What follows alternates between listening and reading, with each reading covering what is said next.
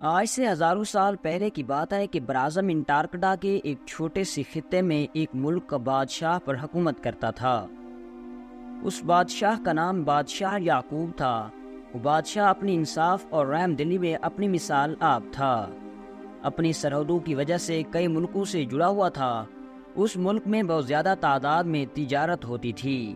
اس بادشاہ کی بہترین حکمت عملی اور برابر سلوک کی وجہ سے دنیا کے ماہر تاجر اور کاریگر اس ملک کے بازار میں تجارت کرنے کو ترجیح دیتے۔ وہ بادشاہ بھی تاجروں سے برابر کا سلوک کرتا اور کوئی بھی تاجر ایسا نہ تھا جو اپنی منافع مند تجارت کر کے اس ملک سے نہ گیا ہو۔ بادشاہ بذات خود بازار میں جاتا اور تمام تاجروں سے گفتگو کرتا اور بازار کے حالات و واقعات کے بارے میں جانتا، لیکن اس کے ساتھ ساتھ اس ملک کے مشرق کی طرف سے ان کو دشمنوں کا بھی سامنا تھا۔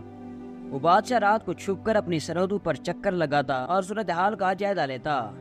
بادشاہ کا ایک وزیر تھا جو بہت ہی وفادار اور عقل مند تھا۔ وہ بادشاہ کی اس سادگی کو دیکھ کر کہتا، باش سلامت، میرے خیال میں اس ریاست کا سب سے غریب انسان آپ سے زیادہ آسان زندگی گزار رہا ہوگا، کیونکہ ایک دن میں جو آپ معاملات اتنے سنبھالتے ہیں، ان کو گننے میں بھی آدھا دن لگ جائے گا۔ وہ بادشاہ کہتا، ملک کا مستقبل اور اس ملک کے لوگوں کی امید مجھ سے جڑے ہوئے ہیں۔ اگر میں ہی اس ملک کے ساتھ وفاداری نہ کروں تو پھر اس کو کون سنبھالے گا؟ اگر میری سلطنت کا ایک بھی آدمی یہ کہہ دے کہ ہمارا بادشاہ تو اس ریاست کا بادشاہ بننے کے لیے اہل نہیں، تو پھر میرے لیے تو مر جانا ہی بہتر ہے۔ پھر وہ وزیر کہتا، باش سلامت، اس کا اللہ تعالیٰ آپ کو ضرور اجر دے گا۔ اور تمام معاملات کے علاوہ باش سلامت نے اپنے رعایا کے مسائل اور مقدمات بھی خود سنتا اور عدل و انصاف کے ساتھ فیصلے بھی خود کرتا۔ ایک دن باش سلامت اپنے لشکر کے ساتھ جانے کے لیے روانہ ہوا، لیکن ابھی بادشاہ محل میں ہی موجود تھا کہ ایک آدمی دوڑتا ہوا آ رہا تھا۔ وزیر نے کہا، باش سلامت، ایک آدمی دوڑتا ہوا ہمارے محل کی طرف آ رہا ہے، لیکن میں نے دربان سے کہہ دیا کہ اس کو دروازے ہی سے لوٹا دو، وہ ہمارا لشکر جانے کے لیے تیار ہے۔ تو بادشاہ سلامت نے کہا، میں اس آدمی کا مسئلہ سن کر اور اس کو حل کے بغیر نہیں جاؤں گا، کیونکہ لوگوں کی طرح اس ریاست پر پورا حق رکھتا ہے۔ وزیر نے دربان کو حکم دیا کہ اس آدمی کو دربار کے اندر آنے کی اجازت دی جائے اور لشکر کو تھوڑی دیر کے لیے روک دیا جائے۔ وزیر بڑا پریشان ہوا کہ بادشاہ سلامت نے اتنے بڑے لشکر کو صرف ایک عام آدمی کے لیے روک دیا۔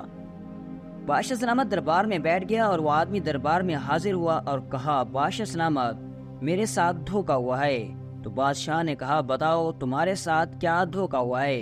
تو اس نے کہا، بادشاہ سلامت، میری شادی کے 1 سال بعد میرا بیٹا پیدا ہوا، اور جب اس کی عمر 5 سال ہوئی تو اس کی شکل ابشوں کی طرح تھی، اس کے چلنے کا انداز میراثیوں کی طرح اور اس کے تمام کام کمہار کی طرح ہیں۔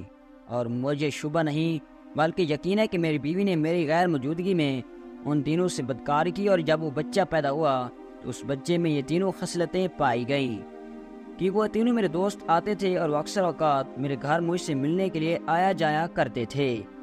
آج مجھے پتہ چلا کہ یہ بچہ میرا نہیں، میں اپنی بیوی سے علیحدگی کرنے کا فیصلہ کرتا ہوں، لیکن پھر مجھے خیال آیا کہ میں اپنی بیوی سے علیحدگی نہیں کر سکتا، کیونکہ شادی کے وقت اس کے باپ نے میری تمام زمین اس کے نام کروا لی تھی۔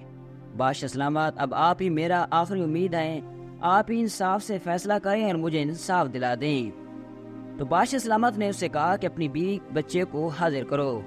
جب اس کے بچے کو حاضر کیا گیا تو بادشاہ سلامت نے اس بچے کو دیکھنے کے بعد کہا، اے نوجوان، یہ ضروری نہیں کہ ہر بچے کی شکل اپنے باپ سے ملتی ہو، کیونکہ اگر کسی باپ کے ساتھ 7 بیٹے ہوں تو یہ ضروری نہیں کہ اس کی 7 کی شکل اپنے باپ سے ملتی ہو۔ تو اس نے کہا، بادشاہ سلامت، میری ایک بھی خصلت میرے بیٹے میں نہیں پائی جاتی، لہٰذا میں اپنی بیوی کو طلاق دے کر اپنی زمین اس سے واپس لینا چاہتا ہوں۔ جب بادشاہ اس کی بیوی سے سوال کیا کہ کیا یہ بچہ تمہاری شوہر کا ہے یا نہیں، تو اس نے کہا، بادشاہ سلامت، میں اپنے بیٹے کی قسم کھا کر کہتی ہوں کہ یہ بچہ میرے اپنے شوہر کا ہے۔ لیکن اس کے شوہر نے کہا کہ میں اس کی جھوٹی قسم پر اعتبار نہیں کرتا۔ جب بادشاہ نے یہ صورتحال دیکھی تو بڑا پریشان ہوا اور سوچنے لگا کہ ان میں سے کون سچ کہہ رہا ہے اور کون جھوٹ۔ تھوڑی دیر سوچنے کے بعد بادشاہ سلامت نے اپنے وزیر کو حکم دیا کہ جاؤ اور میری تجوری میں رکھی ہوئی وہ جادوئی رسی لے کر آؤ۔ جب رسی حاضر ہوگی تو بادشاہ سلامت نے اس آدمی کی بیوی کو دیتے ہوئے کہا کہ رسی ایک جادوئی رسی ہے، یہ رسی لے جا کر تم اپنے ساتھ والے جنگل میں سے اس کے برابر کی ایک لکڑی کاٹ کر لاؤ، مگر تم اپنے شوہر کے ساتھ غداری کی ہوگی تو جب تم لکڑی کاٹو گی تو اس کے بعد یہ رسی 1 انگلی کے برابر لمبی ہو جائے گی، اور اگر تم بے گناہ ہوئی تو یہ رسی 1 انگلی کے سائز کے برابر چھوٹی ہو جائے گی۔ وہ عورت چیل کے دراز کی لکڑی کاٹ کر اس رسی کے برابر لے آئیں تو بادشاہ سلامت نے اس رسی کو دیکھا تو اپنی حالت میں موجود تھی۔ بادشاہ سلامت نے کہا، اے بدبخت نوجوان، تم وفادار بیوی ہونے کے باوجود اپنی بیوی کی عزت کو اچھال رہے ہو، اپنی بیوی کے کردار پر تم نے شک کیا ہے اور اس پر غلط الزام لگا رہا ہے۔ تو اس آدمی نے کہا، بادشاہ سلامت، آپ نے تو کہا تھا کہ اگر رسی 1 انگلی کے سائز کے برابر سے بڑی ہو گئی تو میری بیوی کا کردار غدار ہوگا، اور اگر 1 انگلی کے سائز سے کم ہوئی تو پھر میں غلط ہوں گا، لیکن اس رسی کا سائز تو ویسے کا ویسا ہے۔ تو بادشاہ سلامت نے کہا، یہ کوئی جادوئی رسی نہیں بلکہ ایک عام سی رسی ہے۔ میں نے اس لیے کہا تھا کہ اگر تیری بیوی بدکار ہوئی تو وہ جنگل میں جا کر 2 انگلی کے سائز کے برابر رسی کاٹ دے گی، کیونکہ اسے پتا تھا کہ اگر وہ بدکار ہوئی تو 1 انگلی کے سائز کے برابر رسی بڑھے گی، اور اپنے آپ کو بے گناہ ثابت کرنے کے لیے اس سے مزید 1 اور انگلی کے برابر رسی کاٹنی ہوگی۔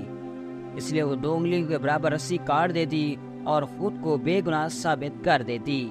لیکن یہ رسی ویسے کی ویسی ہی ہے، کیونکہ تمہاری بیوی کو یہ ڈر نہیں تھا کہ وہ گنہگار ہے، اور رسی 1 انگلی کے سائز کے برابر بڑھ جائے گی۔ یہ سن کر وہ نوجوان بادشاہ سلامت کی عقل مندی سے متاثر ہوا، اور اس کے بعد بادشاہ سلامت کا شکریہ ادا کر کے اپنی بیوی کو ساتھ لے کر چلا گیا، اور اس نے بادشاہ سلامت کے سامنے وعدہ کیا کہ آج کے بعد میں تم پر ذرا بھی شک نہیں کروں گا۔